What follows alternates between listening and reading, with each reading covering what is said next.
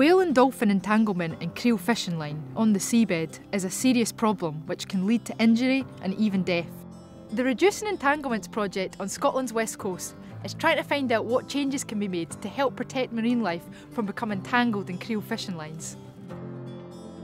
So bycatch and entanglement, globally, it's the biggest welfare and conservation threat to whales and dolphins and sharks. And it's been very difficult to solve historically.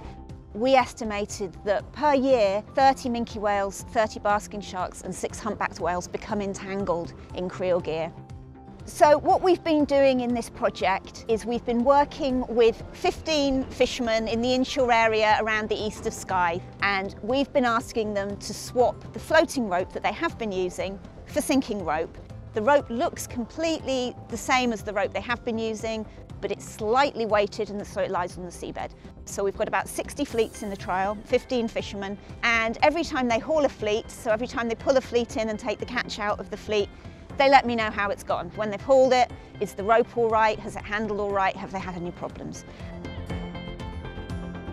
So basically the creels are going to be on the seabed, and there's going to be creels every few metres, and they need connected together with a ground line. This gets tied to the creel, and then this in turn would be attached to the ground line. Now with buoyant rope, this would then form this series of arches, which is what we're trying to eliminate, but because this is negatively buoyant rope, this will all lie on the seabed. So the Nature Restoration Fund came at an absolutely ideal time for us because we had worked out what the problem was and we wanted to be able to move quite quickly to be able to look at solutions that might reduce that entanglement. So the money from this fund was absolutely ideally placed to enable us to do that.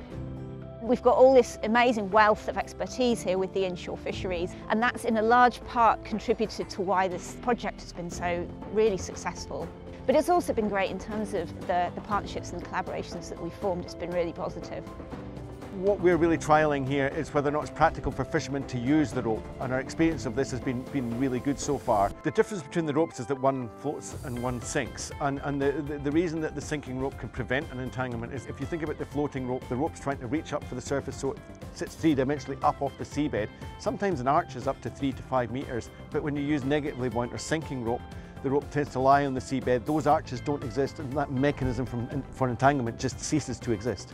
So the experiences we've had in the trial so far are that the fishermen have been quite happy using the rope. It's not been too heavy, it's not snagged too much. Another thing that we did look at as part of this trial is whether or not the rope abrades the seabed. Our experience from our surveys are that this rope isn't scouring the seabed at all. The trial's been really successful. There haven't been any entanglements during the trial. The most important thing is that the fishermen are able to fish with this rope without it really causing them any disruption to their normal fishing practices, and that's a huge win. So the next stage is obviously seeing if we can replicate the kind of success that we've had here around different areas of Scotland, and so that we can reduce the risk of entanglement to whales and basking sharks in all areas around Scotland with what is a very simple and easy solution that has been enabled by the Nature Restoration Fund project.